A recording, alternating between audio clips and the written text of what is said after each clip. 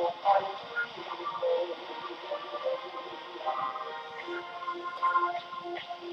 ้วยความดีขาดไปแล้วครึ่งหนึ่งเป็นประทับดวงใจอย่าได้ลืมทั้งเราขอให้เรามันคงใจ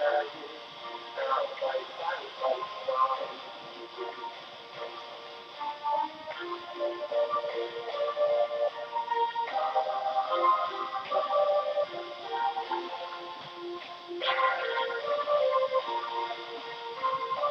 โอ้เปลี่ยนเธอเป็นกันมาแต่เวลาผู้ชายเราจะรักกันไม่ผ่านออกมาเราคงไม่มาพบกันไม่ได้ฟังกันก็มันในกันยา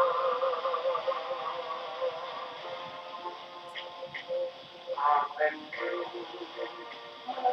ต้องการจะทุกเพียงใดสองกายยิ่งโยกันมาลองกันใจมันรักกันเจ้ากันเพื่อมวลประชาถูกสัญญา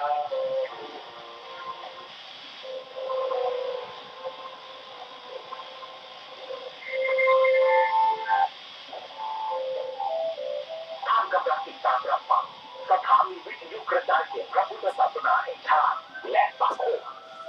คือเพื่อการศึกษาพระพุทธศาสนาและวัฒนธรรมระบบ FM 104.5 เมกะเฮิรตซ์รายการต่อไปเป็นรายการศึกษาธรรมนำสุขดำเนินรายการโดยพันเอกตนะเตชะ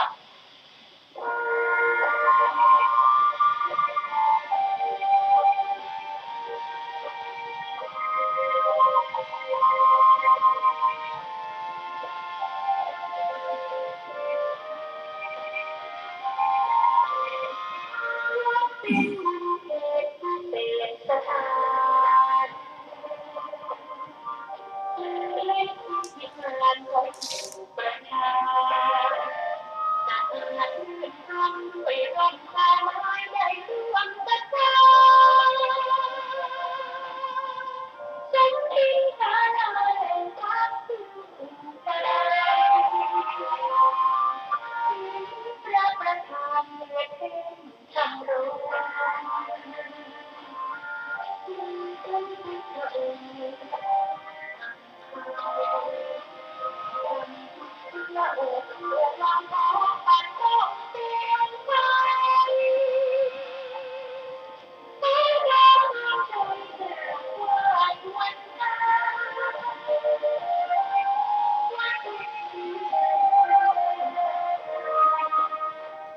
ักเล่าเทียมกันด้วยแร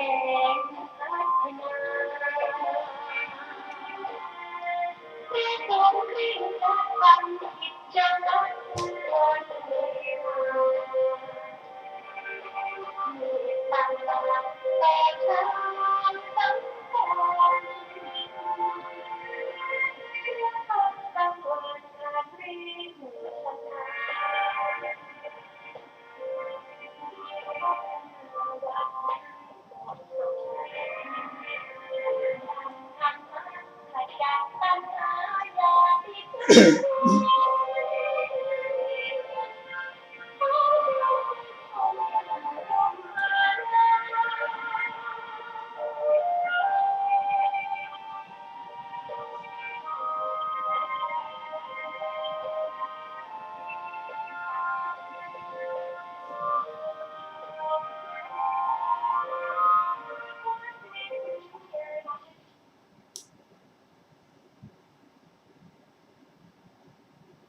ขอนอบน้อมแด่พระผู้มีพระภาคเจ้าพระองค์นั้นซึ่งเป็นผู้ไกลจากกิเลสตรัสรู้ชอบได้โดยพระองค์เองสวัสดีครับท่านผู้ฟังที่เคารพครับท่านผู้ฟังรับฟังรายการศึกษาธรรมนำสุขมีเสนอท่านฟังทุกวันศุกร์และวันเสาร์ตั้งแต่เวลา 14 นาฬิกาถึง 15 นาฬิกาส่วนวันเสาร์นั้นเริ่มตั้งแต่ 15 นาฬิกาถึง 16 นาฬิกาวันนี้เราได้นำพระไตรปิฎกฉบับอรรถกถาเล่มที่ 30 มาศึกษากันในพระสูตรที่ชื่อว่าภิกษุณีสูตรแต่ก่อนจะถึงพระสูตรนั้นเราจะมาศึกษาทบทวนถึงขีลานสูตรซึ่งเราได้ศึกษากันเมื่อวันเสาร์ก่อนพระสูตรนี้เป็นพระสูตรที่พระองค์ได้ตรัสกับท่านพระอานนท์ขีลาสูตรนี้เป็นพรรษา45เป็นพรรษาสุดท้ายของพระผู้มีพระภาคเจ้าซึ่งพระองค์ประทับอยู่ที่เวฬุวคามใกล้กรุงเวสาลีก็ที่นั่นแลพระผู้มีพระเจ้าตรัสเรียกภิกษุทั้งหลายมาแล้วตรัสว่ามาเถิดภิกษุทั้งหลายเธอทั้งหลายจงเข้าพรรษาในกรุงเวสาลีโดยรอบตามหมู่มิตรตามสหายตามพวกของตนเถิดเราจะเข้าจำพรรษาณเวฬุวคามนี้ภิกษุเหล่านั้นทูลรับพระดำรัสของพระผู้มีพระภาคเจ้าแล้วเข้าจำพรรษาในกรุงเวสาลีโดยรอบตามมิตรตามสหายตามพวกของตนส่วนพระพุทธเจ้าทรงจำพรรษาณเวฬุวคามนั่นแหละพระองค์ทรงมีพระดำริว่าพรรษานี้เป็นพรรษาสุดท้าย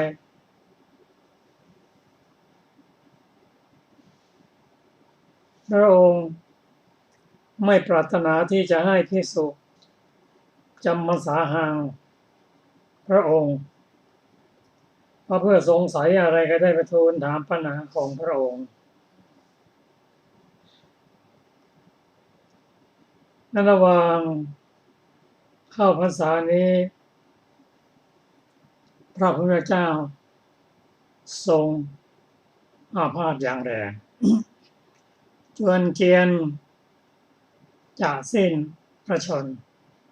แต่พระองค์มีพระดำริว่าเป็นการไม่สมควรที่จะปรินิพพานก่อนที่จะได้บอกลาภิกษุผู้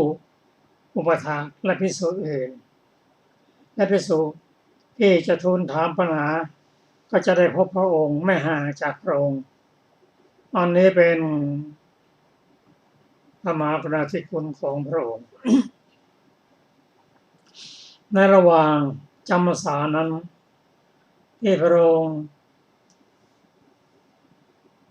ทรงอาพาธอย่างแรงจวนเจียนจะสิ้นพระชนม์ร้อนถึงเท้าสักกะรู้ว่าพระองค์ทรงพระประชวรก็เสด็จจากสวรรค์ชั้นดาวดึงส์มาเฝ้าพระผู้มีพระเจ้าพอมาถึงก็นวดพระบาทของพระพุทธเจ้าด้วยพระหัตถ์ของพระองค์เองพระพุทธเจ้าทรง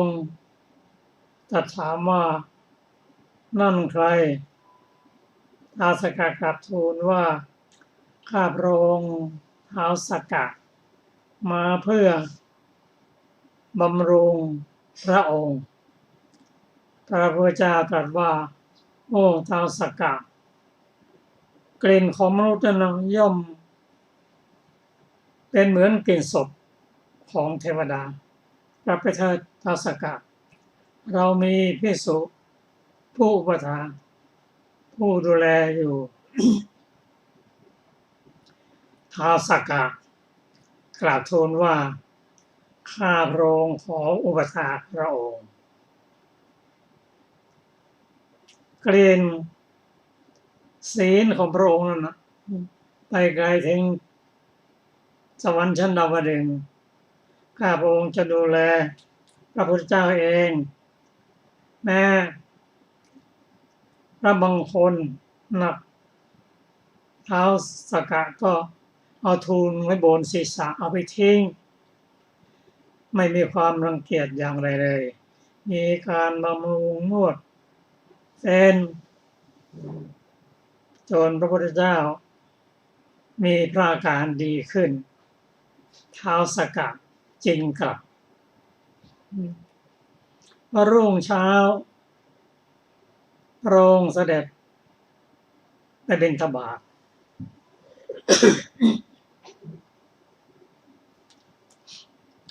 กลับจากบิณฑบาตมาแล้วอานนท์ทรงเข้าไปหาพระองค์ได้ตรัส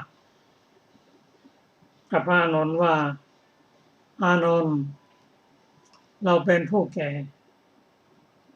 ร่วงการผ่านวัยมา80 ปีแล้ว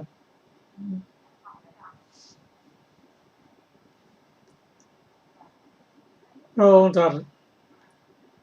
อย่างนี้แล้วก็ตรัสต่อไปว่าอานนท์อิทธิบาท 4คือฉันทะวิริยะจิตตะวิมังสาผู้ได้เจริญดีแล้วก็สามารถจะมีชีวิตอยู่ได้ตลอดกาลเช่นพระองค์ก็อยู่ได้ถึง120 พรรษาก็เป็นการตรัสบอกในแก่พระพุทธเจ้าว่าถ้ามีความประสงค์จะให้พระพุทธเจ้ามีชีวิตอยู่ยืนยาวก็กราบทูลขอให้พระองค์อยู่ต่อแต่เนื่องจากพระอานนท์ยังเป็นเสขะไม่เข้าใจในความหมายนะก็หลังจากนั้นพระองค์ก็บอกให้ท่านพระอานนท์เธอไปพักผ่อนเถิดพระองค์ก็ทรงพักผ่อนหลังจากนั้นมาในช่องเข้ามากราบทูล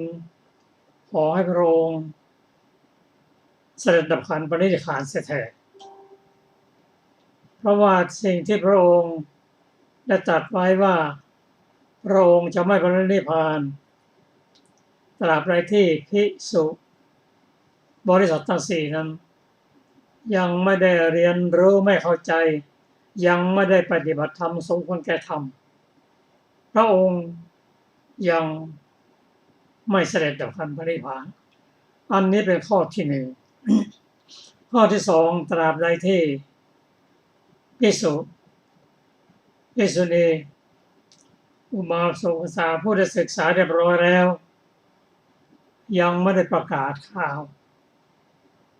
ยังไม่ได้เผยแพร่ให้แก่ผู้อื่นตราบนั้นพระองค์ก็ไม่เสด็จดับขันปรินิพพานเป็นประการที่ 2ประการที่ 3นั้นหากมีใครมาจ้วงจับบิดเบือนพระธรรมคำสอนบริษัททั้ง 4นั้นไม่สามารถที่จะแก้ไขชี้แจงให้เขาเข้าใจตราบนั้นพระองค์ก็จะไม่เสด็จดับขันปรินิพพานมารใจร้ายกราบทูลว่าข้อต่างๆที่พระองค์ตรัสไว้นั้นบัดนี้บริษัททั้ง 4ปฏิบัติได้ครบหมดแล้วขอพระองค์จงเสด็จดับขันปรินิพพานโดยเร็วเถิดพระพุทธเจ้าตรัสว่ามารใจร้ายไม่เป็นไรหรอกต่อไปนี้อีก3 เดือนเราก็จะได้ปรินิพพานมานั้นพอพระพุทธเจ้าตรัสอย่างนั้นแล้วก็หายไป มารผู้นี้เป็นผู้ปกครองสวรรค์ชั้นหก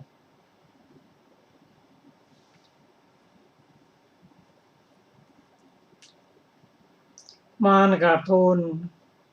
ขอให้พระองค์เสด็จดับขันธ์พระนิพพานก่อนจะสำเร็จเป็นพระเจ้าก็รบกวนขัดขวางไม่ให้พระองค์ได้บรรลุเป็นพระสัมมาสัมพุทธเจ้าขัดขวางอยู่ตลอดเพราะอะไรมารที่เป็นหัวหน้าสวรรค์ชั้นหกนั้นมีความคิดว่าถ้าพระองค์ได้เป็นพระสัมมาสัมพุทธเจ้าแล้วถ้าพระองค์ไม่ชีวิตยืนยาวต่อไปอย่างแล้วความเป็นใหญ่ของเขาก็จะสิ้นไปบริวารก็ไปอยู่เป็นพวกของพระพุทธเจ้าหมดคิดอย่างนั้นเพราะอะไรเพราะไม่อยากให้ใครเป็นใหญ่ก็เขามารผู้นี้ชื่อปาราณิมิตวสวัตตีเป็นใหญ่ทั้งหมดในสวรรค์หกชั้นท่านคิดอะไรจะทำอะไรแทบไม่มีใครกล้าขัดขวางเมื่อพระองค์ทรงรับคำของมารนั้น องค์มายุสังขารแผ่นดินไหวพระนนท์นั่งพักอยู่ตกใจเข้ามาหามาเฝ้าพระพุทธเจ้าว่า เป็นเพราะอะไรพระเจ้าข้าแผ่นดินถึงไหวองค์ตรัสเหตุของแผ่นดินไหวมีข้อหนึ่งว่าเมื่อพระองค์ปรงพระมายุสังขาร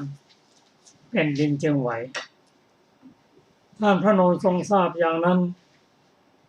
ก็เสียอกเสียใจพระพุทธเจ้าตรัสว่าก็ได้ปรงพระยุสังขารให้แก่มารไปแล้วเพราะว่าไม่มีใครอาราธนาให้พระองค์อยู่ต่อ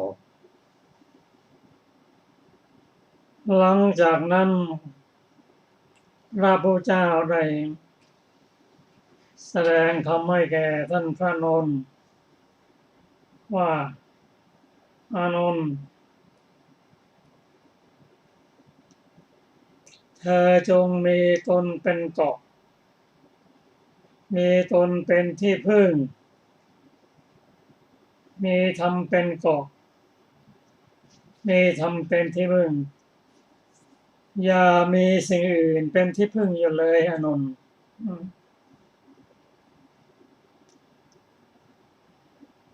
อานนท์เด็กกราบทูลถึงว่าแม้พระพุทธเจ้าทรงประชวรข้าพระองค์ทรงกำหนดไม่ได้ว่าทิศไหนเป็นทิศไหนแม้ปัญญาก็กำหนดไม่ได้ทางนี้เพราะอานนท์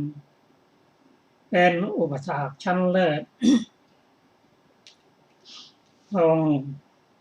ได้ตรัสให้อานนท์พระสงฆ์จงหาที่พึ่งให้แก่ตนเองเพราะ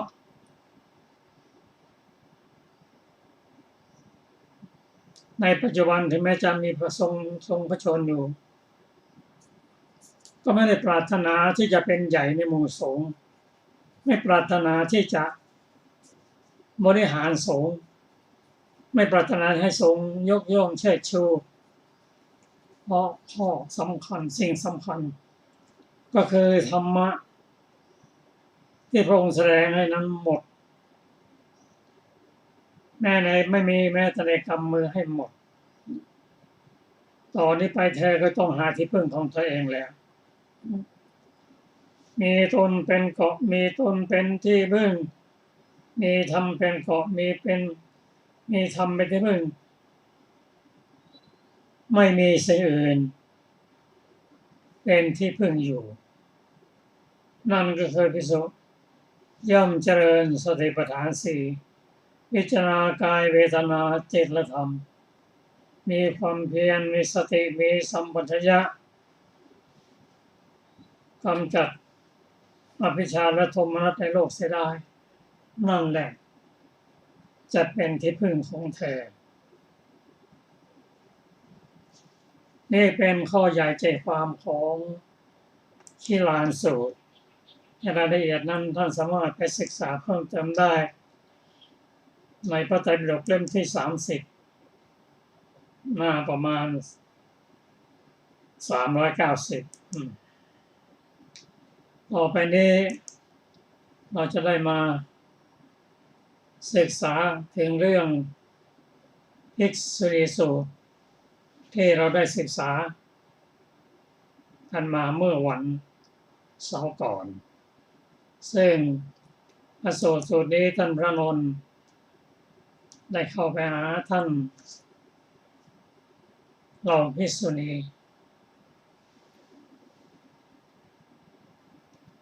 ภิกษุณีได้เรียนถามท่านภิกษุเรียนถามท่านพระนนท์ว่าพระนนท์สิ่งที่เป็นที่พึ่งที่อาศัยโดยเฉพาะเจริญสติปัฏฐานสี่นั้นภิกษุณีเป็นผู้ปรารภอยู่เสมอ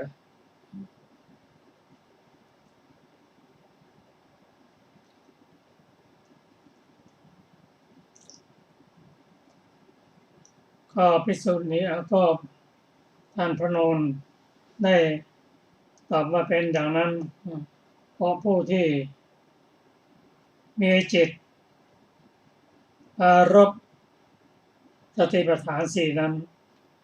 ย่อมมีความเจริญในธรรมก้าวหน้าในธรรมยิ่งขึ้นไปพอพระนนท์ได้นำเรื่องนี้มากราบทูลพระผู้เป็นเจ้าซึ่งพระเจ้าจะตรัสว่าเป็นอย่างนั้นเป็นอย่างนั้นนนท์ก็รายละเอียดนั้นท่านผู้ฟังจะได้ฟังจากอรรถกถาขอเชิญอาจารย์สุรภาค่ะสวัสดีค่ะท่านผู้ฟังทุกท่านดูก่อนอานนท์ก็ภาวนาย่อมมีเพราะไม่ตั้งจิตไว้ในภายนอกอย่างไรดูก่อนอานนท์ภิกษุไม่ได้ตั้งจิตไว้ในภายนอกย่อมรู้ชัดว่าจิตอันเราไม่ได้ตั้งไว้ในภายนอกในลำดับนั้นเธอย่อมรู้ชัดว่าจิตของเราไม่ได้ฟุ้งซ่านไปข้างหน้าและข้างหลังพ้นแล้วไม่ได้ตั้งอยู่ก็แลในการนั้นเธอย่อมรู้ชัดว่าเราย่อมพิจารณาเห็นกายในกายอยู่มีความเพียรมีสัมปชัญญะมีสติเป็นผู้มีความสุขดังนี้ดูก่อนอานนท์ภิกษุไม่ได้ตั้งจิตไว้ในภายนอกย่อมรู้ชัดว่าจิตอันเราไม่ได้ตั้งไว้ในภายนอกในลำดับนั้นเธอย่อมรู้ชัดว่าจิตของเราไม่ฟุ้งซ่านไปข้างหน้าและข้างหลังพ้นแล้วไม่ได้ตั้งอยู่ก็แลในการนั้นเธอย่อมรู้ชัดว่าเราย่อมพิจารณาเห็นเวทนาในเวทนาอยู่มีความเพียรมีสัมปชัญญะมีสติเป็นผู้มีความสุขดังนี้ดูก่อนอานนท์ภิกษุไม่ได้ตั้งจิตไว้ในภายนอกย่อมรู้ชัดว่าจิตอันเราไม่ได้ตั้งไว้ในภายนอกในลำดับนั้นเธอย่อมรู้ชัดว่าจิตของเราไม่ฟุ้งซ่านไปข้างหลังและข้างหน้าพ้นแล้วไม่ได้ตั้งอยู่ก็แลในการนั้นเธอย่อมรู้ชัดว่าเราพิจารณาเห็นจิตในจิตอยู่มีความเพียรมีสัมปชัญญะมีสติเป็นผู้มีความสุขดังนี้ดูก่อนอานนท์ภิกษุไม่ได้ตั้งจิตไว้ในภายนอกย่อมรู้ชัดว่าจิตอันเราไม่ได้ตั้งไว้ในภายนอกในลำดับนั้นเธอย่อมรู้ชัดว่า จิตของเราไม่ได้ฟุ้งซ่านไปข้างหน้าและข้างหลังพ้นแล้วไม่ได้ตั้งอยู่ก็แลในการนั้นเธอย่อมรู้ชัดว่าเราย่อมพิจารณาเห็นธรรมในธรรมอยู่มีความเพียรมีสัมปชัญญะมีสติเป็นผู้มีความสุขดังนี้ดูก่อนอานนท์ภาวนาย่อมมีเพราะไม่ได้ตั้งจิตไว้อย่างนั้นแลดูก่อนอานนท์ภาวนาย่อมมีเพราะตั้งจิตไว้เราแสดงแล้วภาวนาย่อมมีเพราะไม่ได้ตั้งจิตไว้เราก็แสดงแล้วด้วยประการชนี้แลดูก่อนอานนท์กิจอันใดอันศาสดาผู้แสวงหาประโยชน์ผู้อนุเคราะห์มุ่งความอนุเคราะห์จะพึงทำแก่สาวกทั้งหลายกิจอันนั้นเรากระทำแล้วแก่เธอทั้งหลายอานนท์นั่นโคนไม้นั่นเรือนว่างเธอทั้งหลายจงเพ่งพินิจอย่าประมาทอย่าได้มีความร้อนใจในภายหลังนี้เป็นอนุสาสนีของเราสำหรับเธอทั้งหลายพระผู้มีพระภาคเจ้าได้ตรัสพุทธพจน์นี้แล้วท่านพระอานนท์ปลื้มใจชื่นชมภาษิตของพระผู้มีพระภาคเจ้าแล้วแลจบภิกขุณีสูตรที่10และจบอัมพปาลิวรรคที่1ซึ่งมีอรรถกถาของภิกขุณีสูตรดังต่อไปนี้บทว่าเตนุปสังกัมมิความว่าพระอานนท์เข้าไปหาด้วยคิดว่าเราจะให้พวกภิกษุณีผู้บำเพ็ญกรรมฐานมีอยู่ในสำนักนั้นเกิดความขนขวายแล้วจักบอกกรรมฐานแก่เธอเหล่านั้นบทว่าอุรารังปุเพนาปรังวิเศสังความว่าย่อมรู้คุณวิเศษอันยิ่งอย่างอื่นจากคุณวิเศษในเบื้องต้นการกำหนดมหาภูตรูปในบทนั้นเป็นคุณวิเศษในเบื้องต้นการกำหนดอุปาทายรูปชื่อว่าคุณวิเศษในเบื้องปลายการกำหนดสกลรูปเป็นคุณวิเศษในเบื้องต้นก็อย่างนั้นการกำหนดอรูปชื่อว่าคุณวิเศษในเบื้องปลายการกำหนดรูปและอรูปเป็นคุณวิเศษในเบื้องต้นการกำหนดปัจจัยชื่อว่าคุณวิเศษในเบื้องปลายการเห็นนามรูปพร้อมทั้งปัจจัยเป็นคุณวิเศษในเบื้องต้นการยกขึ้นสู่ไตรลักษณ์ชื่อว่าคุณวิเศษในเบื้องปลายอธิบายว่าย่อมรู้คุณวิเศษอันยิ่งเบื้องปลายจากคุณวิเศษในเบื้องต้นอย่างนี้บทว่ากายารัมมโนความว่าเธอย่อมพิจารณาเห็นกายใดและความเร่าร้อนเพราะกิเลสย่อมเกิดขึ้นเพราะทำกายนั้นแลให้เป็นอารมณ์บทว่าพหิทาวาจิตตังวิคิปติความว่าจิตุปบาทย่อมฟุ้งซ่านไปในภายนอกคือในอารมณ์มากบ้างบทว่ากิสมินเทวะปัสสาทนีเยนิมิตเตจิตตังปณิทิหิตพังความว่าเมื่อความเร่าร้อนเพราะกิเลสความหดหู่และความฟุ้งซ่านไปในภายนอกเกิดขึ้นแล้วไม่พึงประพฤติไปตามความยินดีของกิเลสคือพึงตั้งจิตไว้ในกรรมฐานในนิมิตอันเป็นที่ตั้งแห่งความเลื่อมใสคือนำความเลื่อมใสมาให้อย่างใดอย่างหนึ่งคือในฐานะอย่างใดอย่างหนึ่งในบรรดาพระพุทธเจ้าเป็นต้นบทว่าจิตตังสมาธิยติความว่าจิตรับอารมณ์โดยชอบย่อมตั้งมั่นดีบทว่าปฏิสังหารามิได้แก่เราจะคุมจิตจากฐานะอันเป็นที่ตั้งแห่งความเลื่อมใสอธิบายว่าเราจะทำจิตนั้นให้มุ่งตรงต่อมูลกรรมฐานบทว่าโสปฏิสังหารติเจวะความว่าเธอส่งจิตมุ่งตรงต่อมูลกรรมฐานบทว่านะจะวิตักเกตินะจะวิจารเรติความว่าไม่ตรึกถึงกิเลสไม่ตรองถึงกิเลสบทว่าอวิตัก มหิอวิจารโรความว่าเราไม่มีวิตกไม่มีวิจารโดยวิตกวิจารในกิเลสบทว่าอัจฉตังสติมาสุขมัสสมิความว่าเธอย่อมรู้ชัดว่าเรามีสติและมีความสุขดังนี้ด้วยสติที่ดำเนินไปในกายในอารมณ์ขออภัยด้วยสติที่ดำเนินไปในภายในอารมณ์บทว่าเอวังโขอานันทปณิธายะภาวนาโหติความว่าอานนท์ภาวนามีก็เพราะตั้งจิตไว้อย่างนั้นก็ภาวนาของภิกษุนี้ผู้ถือเอากรรมฐานไปเพื่อบรรลุพระอรหันต์เมื่อความเร่าร้อนในกายเป็นต้นเกิดขึ้นแล้วพักกรรมฐานนั้นไว้ยังจิตให้เลื่อมใสด้วยการระลึกในพระพุทธคุณเป็นต้นทำให้เป็นที่ตั้งแห่งการงานดำเนินไปแล้วเหมือนการเดินไปของคนแบกอ้อยหนักมากไปยังโรงหีบอ้อยในเวลาเหนื่อยแล้วและเหนื่อยแล้ววางลงบนแผ่นดินเคี้ยวกินท่อนอ้อยแล้วก็แบกไปอีกฉะนั้นเพราะฉะนั้นพระองค์จึงตรัสว่าภาวนามีเพราะตั้งใจไว้พึงทราบการเสวยสุขในพระสมาบัติของภิกษุนี้ผู้บำเพ็ญกรรมฐานถึงที่สุดแล้วได้บรรลุพระอรหันต์เหมือนคนนั้นนำอ้อยหนักนั้นไปยังโรงหีบอ้อยบีบอ้อยเสร็จแล้วดื่มรสฉะนั้นบทว่าพหิทาความว่าละมูลกรรมฐาน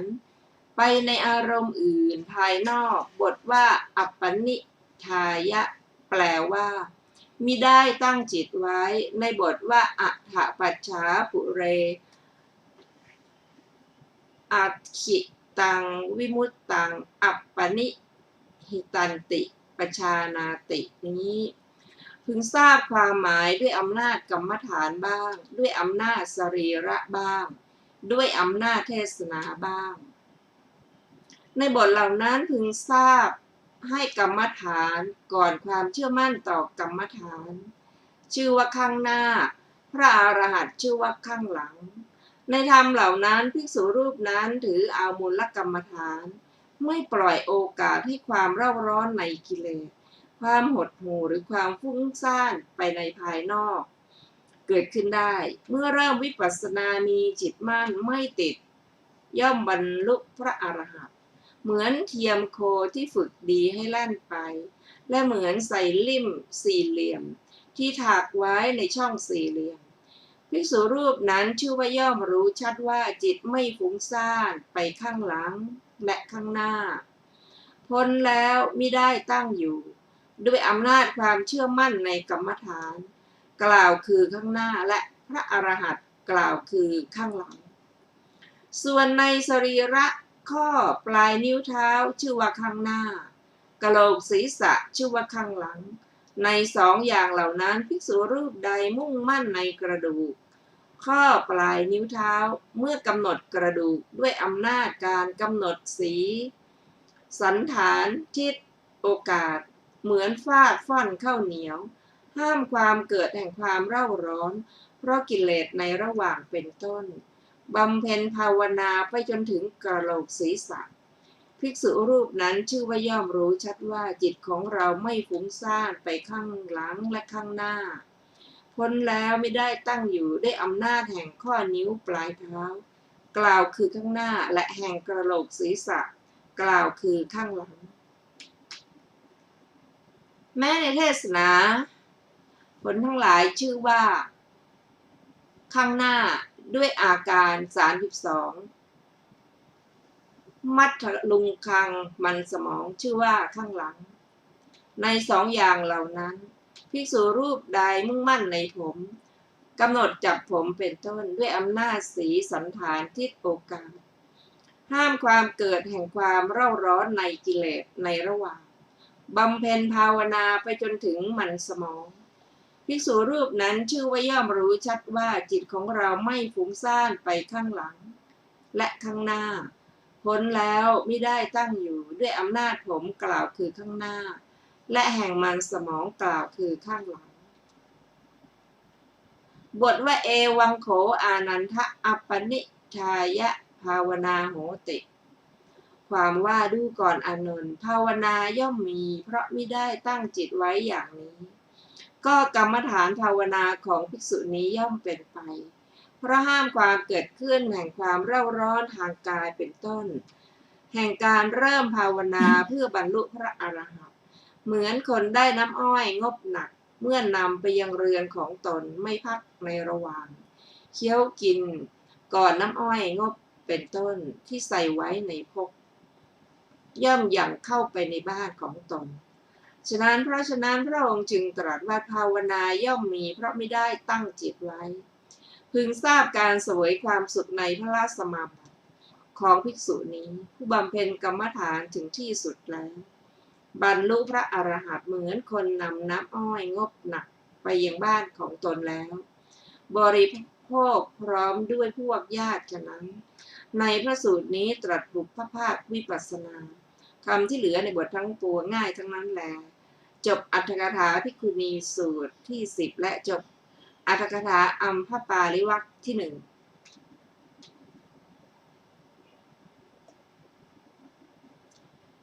ต่อไปจะเป็นนาลันทวรรคที่2พระสูตรแรกชื่อมหาปุริสสูตรว่าด้วยผู้เป็นมหาบุรุษ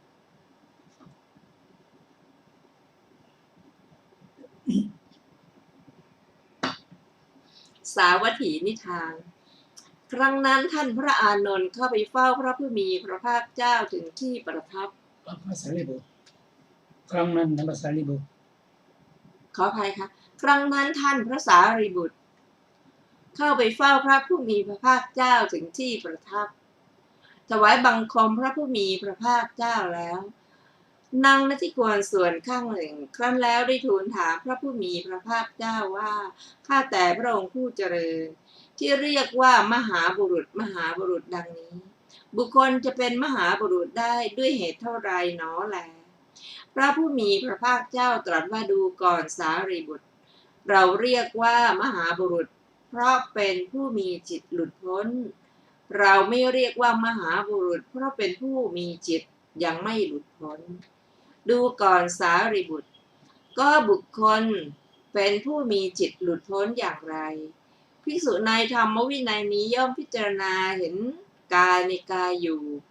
มีความเพียรมีสัมปชัญญะมีสติกำจัดอภิชฌาและโทมนัสในโลกเสียเมื่อเธอพิจารณาเห็นกายในกายอยู่จิตย่อมคลายกำหนัดย่อมหลุดพ้นจากอาสวะทั้งหลายเพราะไม่ถือมั่นย่อมพิจารณาเห็นเวทนาในเวทนาอยู่ข้อความจะเหมือนกันค่ะย่อมพิจารณาเห็นจิตในจิตอยู่ย่อมพิจารณาเห็นธรรมในธรรมอยู่มีความเพียรมีสัมปชัญญะมีสติกำจัดอภิชฌาและโทมนัสในโลกเสียเมื่อพิจารณาเห็นธรรมในธรรมอยู่จิตย่อมคลายกำหนัดย่อมหลุดพ้นจากอาสวะทั้งหลายเพราะไม่ถือมั่นดูก่อนสารีบุตรบุคคลเป็นผู้มีจิตหลุดพ้นอย่างนี้แลเราเรียกว่ามหาบุรุษเพราะเป็นผู้มีจิตหลุดพ้นเราไม่เรียกมหาบุรุษเพราะเป็นผู้มีจิตยังไม่หลุดพ้นต่อไปเป็นนาลันทาสูตรว่าด้วยธรรมปริยายสมัยหนึ่งพระผู้มีพระภาคเจ้าประทับอยู่ที่ปาวาริกะอัมพวันใกล้เมืองนาลันทาครั้งนั้นท่านพระสารีบุตรเข้าไปเฝ้าพระผู้มีพระภาคเจ้าถึงที่ประทับถวายบังคมพระผู้มีพระภาคเจ้าแล้วนั่งณที่ควรส่วนข้างหนึ่งครั้นแล้วได้กราบทูลพระผู้มีพระภาคเจ้าว่าข้าแต่พระองค์ผู้เจริญข้าพระองค์เลื่อมใสในพระผู้มีพระภาคเจ้าอย่างนี้ว่าสมณะหรือพราหมณ์อื่นซึ่งจะรู้ยิ่งไปกว่าพระผู้มีพระภาคเจ้าในทางปัญญาเครื่องตรัสรู้มิได้มีแล้วจักไม่มีและย่อมไม่มีในบัดนี้พระผู้มีพระภาคเจ้าตรัสว่าดูก่อนสารีบุตร นี้เป็นสัพพิวะอาสัพพิวาจาอย่างสูงที่เธอกล่าวแล้วเธอถือเอาแต่วาทะอย่างเดียวบรรลือสีหนาฏว่าพระพุทธเจ้าข้าพระองค์เลื่อมใสในพระผู้มีพระภาคเจ้าอย่างนั้นว่าสมณะหรือพราหมณ์อื่นซึ่งจะรู้ยิ่งไปกว่าพระผู้มีพระภาคเจ้าในทางปัญญาเครื่องตรัสรู้มิได้มีแล้วจักไม่มีและย่อมไม่มีในบัดนี้ดูก่อนสารีบุตรพระอรหันตสัมมาสัมพุทธเจ้าเหล่าใดที่ได้มีมาแล้วในอดีตการพระผู้มีพระภาคเจ้าเหล่านั้นทุกพระองค์อันเธอกำหนดซึ่งใจด้วยใจแล้วรู้ว่าพระผู้มีพระภาคเจ้าเหล่านั้นได้ทรงมีศีลอย่างนั้นได้มีธรรมอย่างนี้ได้มีปัญญาอย่างนั้นได้มีธรรมเป็นเครื่องอยู่อย่างนั้นหรือว่าหลุดพ้นแล้วอย่างนั้นดังนี้กระนั้นหรือพระสารีบุตรตอบว่าหาไม่ได้พระเจ้าข้าพระผู้มีพระภาคเจ้าดูก่อนสารีบุตรพระอรหันตสัมมาสัมพุทธเจ้าเหล่าใดที่จะมีในอนาคตการและพระผู้มีพระภาคเจ้าเหล่านั้นทุกพระองค์อันเธอกำหนดซึ่งใจด้วยใจแล้วรู้ว่าพระผู้มีพระภาคเจ้าเหล่านั้นจักทรงมีศีลอย่างนี้จักมีธรรมอย่างนั้นจักมีปัญญาอย่างนี้จักมีธรรมเป็นเครื่องอยู่อย่างนี้หรือว่าหลุดพ้นแล้วอย่างนี้ดังนี้กระนั้นหรือพระสารีบุตรตอบว่าหาไม่ได้พระเจ้าข้าพระพุทธเจ้าก็ตรัสว่าดูก่อนสารีบุตรพระอรหันตสัมมาสัมพุทธเจ้าในบัดนี้คือเราอันเธอกำหนดซึ่งใจด้วยใจแล้วรู้ว่าพระผู้มีพระภาคเจ้าเป็นผู้มีศีลอย่างนี้มีธรรมอย่างนี้มีปัญญาอย่างนี้มีธรรมเป็นเครื่องอยู่อย่างนี้หรือว่าหลุดพ้นแล้วอย่างนั้นดังนี้กระนั้นหรือพระสารีบุตรตอบว่าหาไม่ได้พระเจ้าข้าพระผู้มีพระภาคเจ้าตรัสว่าดูก่อนสารีบุตรก็ในข้อนี้เธอไม่มีเจโตปริยานในพระอรหันตสัมมาสัมพุทธเจ้าทั้งที่เป็นอดีตอนาคตและปัจจุบันเมื่อเธอเป็นเช่นนั้นเพราะเหตุไรเธอจึงกล่าวอาสพิวาจาอย่างสูงนี้เธอถืออวาทะแต่อย่างเดียวบรรลือสีหนาฏว่าพระพุทธเจ้าข้าพระองค์เลื่อมใสในพระผู้มีพระภาคเจ้าอย่างนั้นว่าสมณะหรือพราหมณ์อื่นซึ่งจะรู้ยิ่งไปกว่าพระผู้มีพระภาคเจ้าในทางพระปัญญาเครื่องตรัสรู้มิได้มีแล้วจักไม่มีและย่อมไม่มีในบัดนี้พระสารีบุตรตอบว่าข้าแต่พระองค์ผู้เจริญข้าพระองค์จะมีเจโตปริยานในพระอรหันตสัมมาสัมพุทธเจ้าทั้งที่เป็นอดีตอนาคตและปัจจุบันก็หาไม่ได้แต่ว่าข้าพระองค์รู้ได้ตามกระแสพระธรรมข้าแต่พระองค์ผู้เจริญเปรียบเหมือนปัจจัยนครของพระราชามีเชิงเทินมั่นคงมีกำแพงและหอรบแน่นหนามีประตูเดียวคนเฝ้าประตูของพระราชาในนครนั้นมีปัญญาเฉลียวฉลาดมีความรู้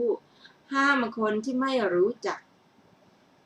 ให้คนที่รู้จักเข้าไปเขาเดินตรวจตามทางรอบนครนั้นไม่พบที่ต่อหรือช่องแห่งกำแพงโดยที่สุดแม้เพียงแนวอาจออกไปได้อาจรอดออกไปได้เขาจะพึงมีความคิดอย่างนั้นว่าสัตว์ตัวเขื่องชนิดใดชนิดหนึ่งจะเข้านครนี้หรือจะออกไปสัตว์เหล่านั้นทั้งหมดย่อมเข้าหรือออกโดยประตูนี้เท่านั้นแม้ฉันใดข้าพระองค์รู้ตามกระแสพระธรรมก็ฉะนั้นเหมือนกันพระอรหันตสัมมาสัมพุทธเจ้าเหล่าใดที่ได้มีมาแล้วในอดีตการพระผู้มีพระภาคเจ้าเหล่านั้นทุกพระองค์ทรงละนิวรณ์ห้าอันเป็นเครื่องเศร้าหมองแห่งใจทอนกำลังปัญญาทรงมีพระหฤทัยตั้งมั่นดีแล้วในสติปัฏฐานสี่ ทรงเจริญโพชฌงค์7ตามความเป็นจริงตรัสรู้พระอนุตตรสัมมาสัมโพธิญาณแล้วพระอรหันตสัมมาสัมพุทธเจ้าเหล่าใดจักมีในอนาคตการจักตรัสรู้พระอนุตตรสัมมาสัมโพธิญาณแม้พระผู้มีพระภาคอรหันตสัมมาสัมพุทธเจ้าในบัดนี้ก็ทรงละนิวรณ์5อันเป็นเครื่องเศร้าหมองแห่งใจทอนกำลังปัญญาทรงมีพระหฤทัยตั้งมั่นดีแล้วในสติปัฏฐาน4ทรงเจริญโพชฌงค์7ตามความเป็นจริงตรัสรู้พระอนุตตรสัมมาสัมโพธิญาณแล้วพระผู้มีพระภาคเจ้าตรัสว่าดีละสารีบุตรเพราะเหตุนั่นแหละเธอพึงกล่าวธรรมปริยายนี้เนืองๆแก่ภิกษุภิกษุณีอุบาสกอุบาสิกาด้วยว่าโมฆะบุรุษเราได้จะมีความเคลือบแคลงหรือความสงสัยในตถาคตโมฆะบุรุษเหล่านั้นจักละความเคลือบแคลงหรือความสงสัยนั้นเสียเพราะได้ฟังธรรมปริยายนี้จบนาลันทสูตรที่2ซึ่งมีอัตถกถาดังต่อไปนี้คำว่าในนาลันทาได้แก่นครที่มีชื่ออย่างนี้ว่านาลันทาทรงกระทำนครนั้นให้เป็นโคจรคามคำว่าปาวาริกะอัมพวันได้แก่ที่สวนมะม่วงของเศรษฐีชื่อว่าทุสสะปาวาริกะในยะว่าป่ามะม่วงนั้นได้เป็นอุทยานของเศรษฐีนั้นปาวาริกะเศรษฐีนั้นฟังพระธรรมเทศนาของพระผู้มีพระภาคเจ้าเลื่อมใสในพระผู้มีพระภาคเจ้าแล้วสร้างวิหารถวายพระผู้มีพระภาคเจ้าประกอบด้วยกุฏิที่หลีกเร้นและมณฑปเป็นต้นในอุทยานนั้นวิหารนั้นถึงการนับว่าปาวาริกัมพวันเหมือนชีวกัมพวันอธิบายว่าพระผู้มีพระภาคเจ้าประทับอยู่ในปาวาริกัมพวันนั้นบทว่าเลื่อมใสแล้วอย่างนี้ความว่ามีความเชื่อถึงพร้อมแล้วอย่างนั้นอธิบายว่าเราเธออย่างนี้บทว่าโดยยิ่งกว่าความว่าผู้มีชื่อเสียงอย่างยิ่งอธิบายว่าหรือว่าผู้มีความรู้ยิ่งกว่าโดยความรู้บทว่าในการตรัสรู้พร้อมความว่าในสัพพัญญุตญาณหรือในอรหัตมรรคญาณเพราะว่าพระพุทธคุณทั้งหลายทั้งหมดเป็นอันท่านถือเอาแล้วด้วยอรหัตมรรคทีเดียวถึงแม้พระอัครสาวกทั้งสองก็ได้เฉพาะสาวกบารมีญาณด้วยอรหัตมรรคเท่านั้นพระปัจเจกพุทธเจ้าทั้งหลายย่อมได้โดยเฉพาะพระปัจเจกโพธิญาณพระพุทธเจ้าทั้งหลายย่อมได้เฉพาะพระสัพพัญญุตญาณและพระพุทธคุณทั้งสิ้นอรหัตมรรคญาณแม้ทั้งสิ้นย่อมสำเร็จแก่ท่านเหล่านั้นด้วยอรหัตมรรคนั่นเองเพราะฉะนั้นอรหัตมรรคญาณจึงชื่อว่าเป็นคุณเครื่องตรัสรู้พร้อมเพราะเหตุนั้นจึงไม่มีผู้ที่ยิ่งกว่าพระผู้มีพระภาคเจ้าเพราะเหตุนั้นพระผู้มีพระภาคเจ้าจึงตรัสว่าสภาพที่ยิ่งกว่าคือคุณเป็นเครื่องตรัสรู้บทว่าอุราละคือประเสริฐก็อุราละศัพท์นี้ย่อมมาในอรรถะว่าอร่อยในบทเป็นต้นว่าย่อมเคี้ยวกินของที่ควรเคี้ยวอร่อยย่อมมาในอรรถะว่าประเสริฐในบทเป็นต้นว่าได้ยินว่าวัดฉายนะพราหมณ์ผู้เจริญย่อมสรรเสริญพระสมณโคดมโดยความประเสริฐอย่างประเสริฐมาในอรรถะว่าไพบูลย์ในบทเป็นต้นว่าและแสงสว่างอันโอฬารหาประมาณไม่ได้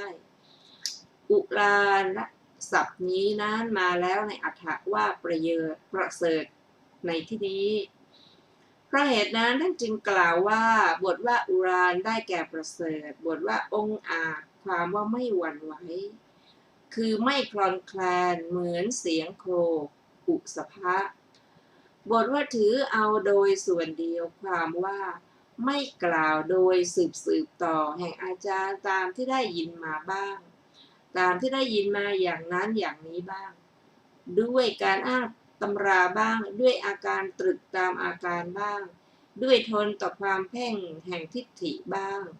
เพราะเหตุการคาดคะเนบ้างเพราะเหตุเดาบ้างถือเอาโดยส่วนเดียวเหมือนแทงตลอดด้วยญาณโดยประจักษ์อธิบายว่าการกล่าว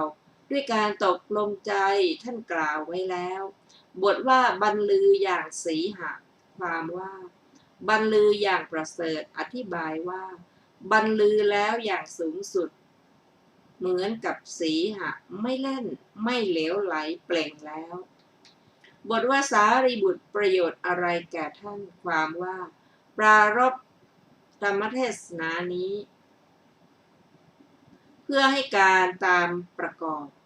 เพราะว่าบุคคลบางพวกเปล่งสีหนาฏแล้วไม่อาจเพื่อจะให้การตามประกอบในการบรรลือของตนได้ไม่อดทนต่อการเสพสีเหมือนเป็นเหมือนลิงตกไปในยางเหนียวถ่านไฟย่อมเผาไหม้โลหะที่ไม่บริสุทธิ์โดยธรรมดาฉันใดบุคคลก็เป็นเหมือนถ่านเพลิงไหม้อยู่ฉะนั้นคนหนึ่งถูกเขาให้ตามประกอบในการบรรลือดุจสีหะไม่อาจเพื่อจะให้ได้ทั้งอดทนต่อการเสียดสีผู้นี้ชื่อว่าย่อมงามยิ่งกว่าดุจเงินที่ไม่มีสนิมตามธรรมดาพระเถระก็เป็นเช่นนั้นเพราะเหตุนั้นพระผู้มีพระภาคเจ้าทรงทราบพระเถระนั้นว่าผู้นี้เป็นผู้อดทนต่ออนุโยคดังนี้แล้วทรงปรารภเทศนาเพื่อให้ตามประกอบในการเปล่งสีหนาฏบรรดาบทเหล่านั้นบทว่าเหล่านั้นทุกพระองค์ความว่าพระผู้มีพระภาคเจ้าเหล่านั้นทั้งปวงอันท่านกำหนดรู้แล้วบทว่ามีศีลอย่างนี้ความว่ามีศีลอย่างนั้นด้วยมรรคศีลพละศีลโลกิยศีลและโลกุตระศีลธรรมที่เป็นฝักฝ่ายแห่งสมาธิท่านประสงค์เอาในบทนี้ว่าผู้มีธรรมอย่างนี้อธิบายว่าผู้มีสมาธิอย่างนี้ด้วยมรรคสมาธิพละสมาธิและที่เป็นโลกิยะและโลกุตระบทว่าผู้มีปัญญาอย่างนี้ความว่าและผู้มีปัญญาอย่างนี้ด้วยอำนาจมรรคปัญญาเป็นต้นก็ในบทนี้ว่าผู้มีธรรมเป็นเครื่องอยู่อย่างนี้ดังนี้หากมีคำถามว่าธรรมเป็นเครื่องอยู่ชื่อว่าท่านถือเอาแล้วเพราะธรรมที่เป็นฝ่ายสมาธิท่านถือเอาแล้วในหนหลังเพราะเหตุไรท่านจึงไม่ถือเอาธรรมเป็นเครื่องอยู่ที่ถือเอาแล้วตอบว่าคำนี้พระเถระถือเอาแล้วก็คำนี้ท่านกล่าวไว้เพื่อแสดงนิโรธสมาบัติเพราะฉะนั้นพึงเห็นเนื้อความในบทนี้อย่างนี้ว่าพระผู้มีพระภาคเจ้าเหล่านั้นได้ทรงเป็นผู้มีปกติอยู่ด้วยนิโรธสมาบัติอย่างนี้ในบทว่าผู้มีวิมุตติอย่างนี้ได้แก่วิมุตติห้าคือวิกขัมภณวิมุตติตทังควิมุตติสมุจเฉทวิมุตติปฏิปัสสธิวิมุตตินิสรณวิมุตติในวิมุตติเหล่านั้นสมาบัติ8ถึงการนับว่าวิคัมภณวิมุตติคือพ้นได้ด้วยการข่มเพราะพ้นจากนิวรณ์เป็นต้นที่ตนเองข่มได้แล้วอนุปัสสนา7มีการตามเห็นว่าไม่เที่ยงเป็นต้นถึงการนับว่าตทังควิมุตติคือพ้นได้ด้วยองค์ละนั้นเพราะพ้นจากความสำคัญว่าเที่ยงเป็นต้นที่ตนเองละสละได้ด้วยอำนาจเป็นข้าศึกต่อนิวรณ์เป็นต้นนั้นอริยมรรค4ถึงการนับว่าสมุจเฉทวิมุตติพ้นเด็ดขาดเพราะพ้นจากกิเลสทั้งหลายที่ตนถอนขึ้นแล้วสามัญญผล4ย่อมถึงการนับว่าปฏิปัสสธิวิมุตติผลได้ด้วยการสงบระงับเพราะเกิดขึ้นในที่สุดแห่งการสงบระงับกิเลสทั้งหลายด้วยอานุภาพมรรคนิพพานถึงการนับว่านิสรณวิมุตติพ้นได้ด้วยการสลัดออกเพ เพราะสลัดจากกิเลสทั้งหลาย คือเพราะปราศจากได้แก่ตั้งอยู่ในที่ไกล พึงเห็นเนื้อความในคำว่าชื่อว่าพ้นแล้วอย่างนี้ ด้วยอำนาจวิมุตติห้าเหล่านี้ด้วยประการชนี้บทว่าสารีบุตรก็ประโยชน์อะไรแก่ท่าน พระพุทธเจ้าเหล่านั้นใดจักมีอยู่ ความว่าพระผู้มีพระภาคเจ้าเมื่อตรัสถามว่า พระพุทธเจ้าทั้งหลายล่วงไปแล้วคือดับแล้ว โดยไม่เหลือได้แก่ถึงความเป็นผู้หาบัญญัติมิได้ ดับไปแล้วเหมือนเปลวประทีปชื่อว่าดับแล้วอย่างนั้น ท่านถือเอาความเป็นผู้หาบัญญัติมิได้จักรู้ได้อย่างไร ก็พระคุณของพระพุทธเจ้าที่ยังไม่ถึงทั้งหลาย เธอจะกำหนดรู้ด้วยใจของตนหรือ และจึงตรัสอย่างนี้ว่าสารีบุตรก็เรามีประโยชน์อะไรแก่เธอในบัดนี้ พระผู้มีพระภาคเจ้า เมื่อจะทรงถามว่าพระพุทธเจ้าแม้ที่ยังมาแล้วยังไม่มีพระชาติยังไม่เกิดยังไม่อุบัติ เธอจักรู้พระพุทธเจ้าเหล่านั้นได้อย่างไร ก็การที่จะรู้พระพุทธเจ้าเหล่านั้นเป็นเหมือนการแลดูรอยเท้าในอากาศที่ไม่ปรากฏรอยเท้า บัดนี้เธออยู่วิหารเดียวกับเราเที่ยวไปเพื่อภิกษาด้วยกันเวลาแสดงธรรมก็นั่งข้างขวาก็คุณทั้งหลายของเราเธอกำหนดรู้ด้วยใจของตนหรือ แล้วจึงตรัสอย่างนั้นพระเถระย่อมปฏิเสธปัญหาที่พระผู้มีพระภาคเจ้าตรัสถามแล้วว่าเป็นอย่างนั้นหาไม่ได้พระพุทธเจ้าข้าก็สิ่งที่พระเถระรู้แล้วก็มีไม่รู้แล้วบ้างก็มีถามว่าท่านย่อมคัดค้านในที่ตนรู้แล้วหรือในที่ตนไม่รู้แล้วตอบว่าย่อมคัดค้านในที่ตนไม่รู้แล้วทั้งนั้นได้ยินว่าเมื่อเริ่มคำถามแล้วพระเถระได้รู้แล้วอย่างนั้นว่านี่ไม่ใช่คำถามต้องถามในสาวกบารมีญาณจึงไม่ทำการคัดค้านด้วยสาวกบารมีญาณของตนย่อมคัดค้านในพระสัพพัญญุตญาณในฐานะที่ตนไม่เข้าใจเพราะเหตุนั้นพระเถระจึงแสดงคำแม้นี้ว่าข้าแต่พระองค์ข้าแต่พระผู้มีพระภาคเจ้าข้าพระองค์ย่อมไม่มีสัพพัญญุตญาณที่สามารถจะรู้เหตุแห่งศีลสมาธิปัญญาและวิมุตติของพระพุทธเจ้าทั้งหลายที่เป็นอดีตอนาคตและปัจจุบันได้บทนี้บทว่านี้ได้แก่พระพุทธเจ้าต่างด้วยพระพุทธเจ้าในอดีตเป็นต้นเหล่านี้ท่านผู้ฟังที่เคารพวันนี้รายการศึกษาธรรมนำสุขก็ได้หมดเวลาลงแล้วเราจะมาศึกษาต่อกันใหม่ในวันพรุ่งนี้เวลา 15 นาฬิกาเป็นต้นไปวันนี้ก็ขอขอบคุณท่านผู้ฟังทุกท่านที่ได้ร่วมศึกษาด้วยกันนะ ขอมีความเจริญในธรรมยิ่งๆค่ะวันนี้เราก็ขอลาไปก่อนนะคะสวัสดีค่ะ